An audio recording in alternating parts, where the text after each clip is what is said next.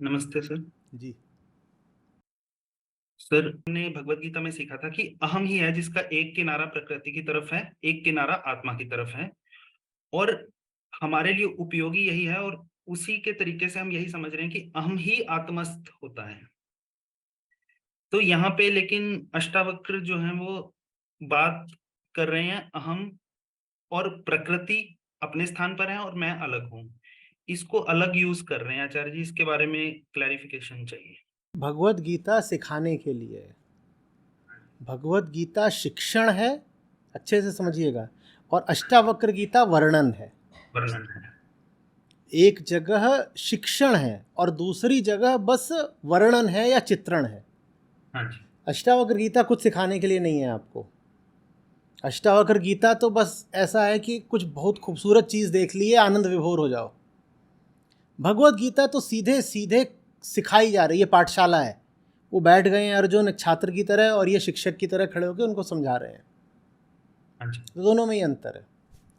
तो वहाँ जब भी बात होगी, आपने देखा है जब भगवत गीता की बात होती है तो मेरी उंगलियां नीचे ही नहीं जाती, हाँ जी सर। है ना, बार बार, क्योंकि वहाँ जो बात कही जा रही है वो अहम से कही जा रही है, अहम से। अहम जिसने अभी चुनाव नहीं करा है तो उसको कहा जा रहा है बेटा सही चीज़ चुनो, सही चीज़ चुनो। तो वहाँ तीन होते हैं। यहाँ अष्टावक्र गीता में चुनाव हो चुका। हो चुका है, तो यहाँ पर इन तीन की बहुत प्रासंगिकता नहीं रह जाती।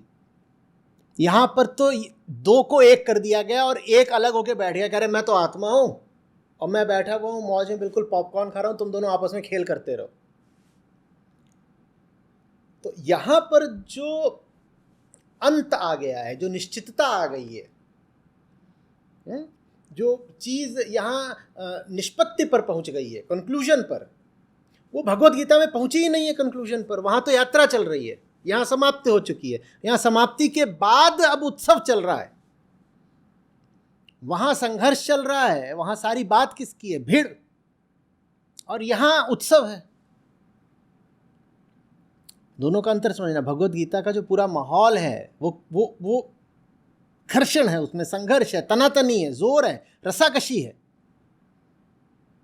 अष्टावक्र गीता में कहीं कोई जोर वगैरह कुछ नहीं है, यहाँ मौज है, यहाँ ठीक है, बढ़िया मस्त मौज। वो यात्रा है और ये मंजिल का ये वर्णन। मंजिल का वर्णन है, हाँ जी। वर्णन है। वहाँ घर्षण है, यहाँ वर्णन है। तो आचार्य जी इसका प्रभाव पड़ता है, जैसे जितनी मतलब बात की जो सूक्ष्मता है, बात तो वहां पे भी आत्मा की ही हो रही है, सत्य की ही हो रही हाँ है। तो जितनी सूक्ष्मता का एहसास हमें अष्टावक्र गीता पढ़ते हुए होता है, हाँ हम यहाँ से ये यहाँ जुड़ के ऐसा लग रहा है कि वहां पे हम जो गीता सुन रहे थे हाँ वो स्थूल बुद्धि से सुन रहे थे।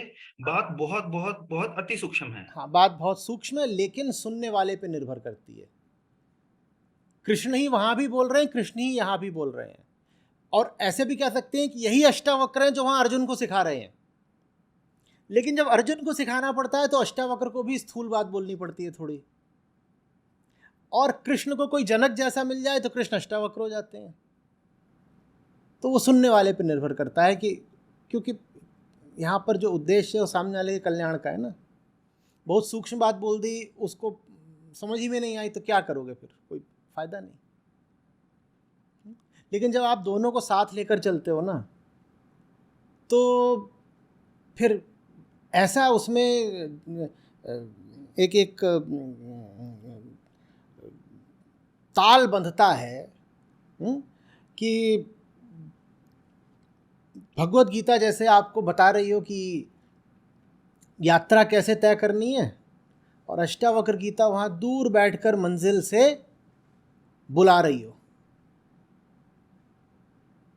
वहाँ से दूर से संगीत आ रहा है एकदम, या दूर से हल्की सी खुशबू आ रही है, वो अष्टावक्र गीता है। और भगवत गीता क्या है कि आप जो यात्रा कर रहे हो उसमें आपको कदम कदम पर बताया जा रहा है, बैठ नहीं जाना, खड़े हो जाओ, चलो आगे बढ़ो, ये करो वो करो। ये भगवत गीता है।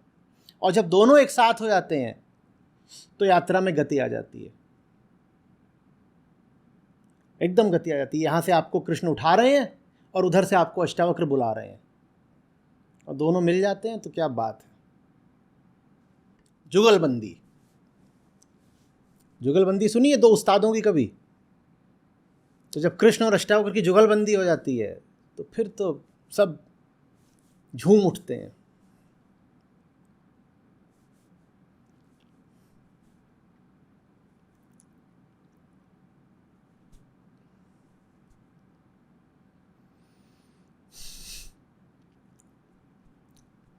चलिए, थैंक यू सर। मैं पूछना चाहता हूँ कि अवलोकन क्या प्रश्न के फॉर्म में हो सकते हैं? हाँ, आप रख सकते हैं, लेकिन आपको उसका जो उत्तर है वो तो अगले सत्र में ही मिल पाएगा। जी हाँ। सर, मैं ये सोचता हूँ कि जब तक हम एक प्रश्न पे खुद से अपना 100% ना दें तब तक वो प्रश्न पूछने नहीं चाहिए। लेकिन फिर भी मैं कुछ पूछ लेता हूँ कि आचार्य जी को मैं सुना हूँ, वो बोलते हैं मुक्ति के बारे में कि मुक्ति जो है वो कभी खत्म नहीं होता, एक अनएंडिंग पाथ है, वो एक जर्नी है। लेकिन आज के सत्र में आचार्य जी ने बोला कि मुक्ति के एक मंजिल पे अष्टावक्र जी बैठे हैं और वो हमको बुला रहे हैं। तो ये बात मेरे को थोड़ा समझ में आया, मेरे को इस पे थोड़ा विचार करना पड़ेगा। दूसरा बात ये है कि ये बहुत पहले से मेरे दिमाग में था ये प्रश्न कि हम तो हम सब हैं, और हमको निरंतर अपने आप को देखना पड़ेगा कि हम जो जीवन में करते आ रहे हैं वो क्यों करते आ रहे हैं, वो कौन चला रहा है, उसका उद्देश्य क्या है, क्या वो ऐसे ही हम कर दे रहे हैं बेहोशी में। और ये भी मैंने बात देखा है कि हमारा जो ज्यादातर कर्म है वो हमारे कामना से आते हैं। तो क्या खुद को देखना मतलब खुद के कामना को देखना? आचार्य जी बोलते हैं कि जब भी कुछ करो तो खुद को पकड़ो कि ये क्या कर दिया तुमने, ये क्यों कर दिया, होश में रहो। तो ये क्या खुद की कामना को पकड़ने जैसा है? वो एक प्रश्न था। और और एक प्रश्न था कि जो भी कर्म के पीछे कोई कामना हो ही ना, तो वो क्या निष्काम हो गया? बस 3 प्रश्न थे मेरे।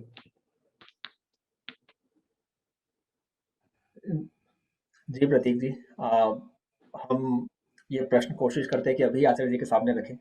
उनसे रिक्वेस्ट करें कि अगर अभी आपको इसका समाधान मिल पाए तो आप बस हमारे साथ जुड़े रहिए। आप सभी साथी जो जुड़े हैं। जी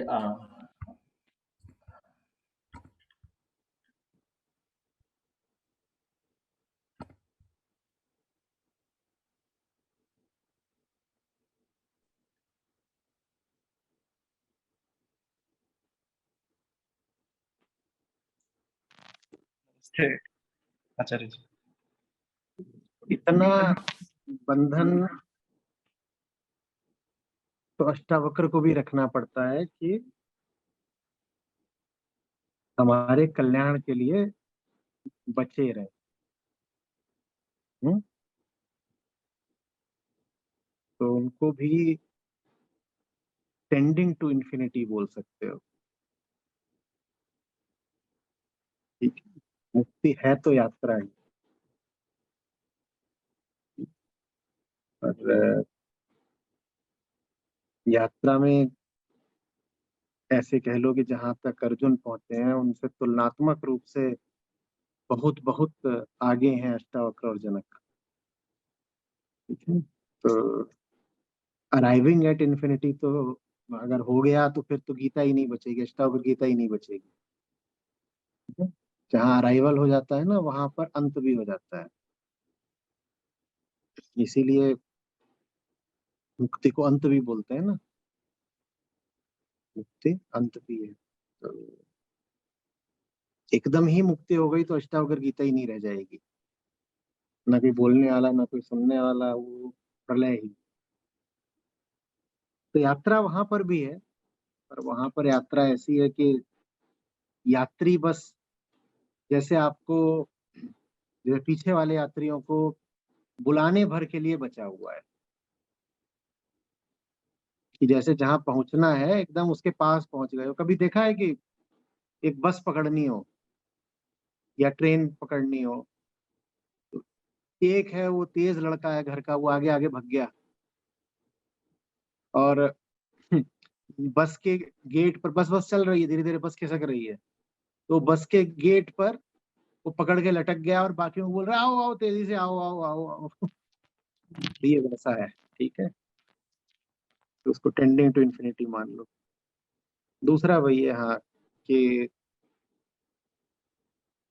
मैं का अवलोकन तो कामना का ही अवलोकन होगा। अहम के लिए बीइंग इज वांटिंग, अहम के लिए होना माने कामना, मैं हूं माने मैं कामी हूं, ठीक है। अहम माने जो अपूर्ण है, अपूर्ण माने कामना आ गई ना। तो स्वयं को देखना तो उसमें, हाँ, कामना को ही देखा जाता है, पर कामना हमेशा कामना बन के नहीं आती। कामना कई बार चिंता बन के आती है, डर बन के आती है, महत्वाकांक्षा बन के आती है, संशय बन के आती है, वो बहुत सारे रूप लेकर आती है। तो मैं बोलो, कामना बोलो, कोई और नाम लो, ले दे करके वो है सब एक ही चीज।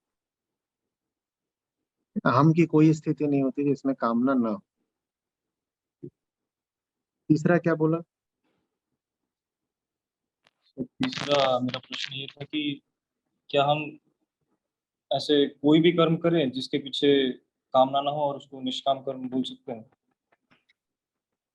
नहीं, कोई ये मैं का चुनाव नहीं होता है निष्काम कर्म। मैं का चुनाव होता है सकामता को कम करना। मैं क्यों कह रहा हूं मैं का चुनाव नहीं होता है निष्काम कर्म? क्योंकि निष्काम माने निरअहंकार। तो अब देखो इसमें लॉजिकल फैलेसी क्या है, कि अहंकार बोल रहा है कि मैं निष्काम कर्म करूंगा, और निष्काम माने निरअहंकार होता है, तो फिर बोल कौन रहा है? तो अगर अहंकार बोल भी दे कि मैं निष्काम कर्म करूंगा, तो उसने अतार्किक बात बोल दी है, ठीक है।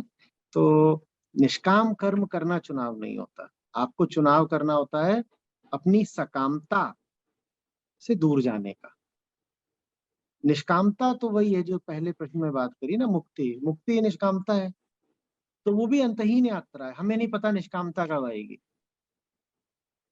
लेकिन हम ये कर सकते हैं कि सकामता को हम थोड़ा सा छोड़ते चलें, उसकी व्यर्थता देख करके, बेकार की चीज है, छोड़ते चलें।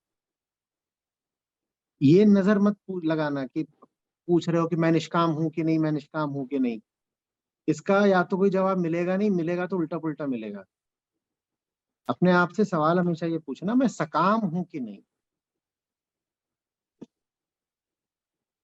मैं कितना सकाम हूं, मेरी कामना कहाँ छुपी हुई है। अभी हमने कहा ना कि अहम माने कामना, तो मैं हूं तो कामना होगी तो जरूर ही, अब दिख रही दे नहीं रही है तो कहीं छुपी होगी, तो खोज के निकाला।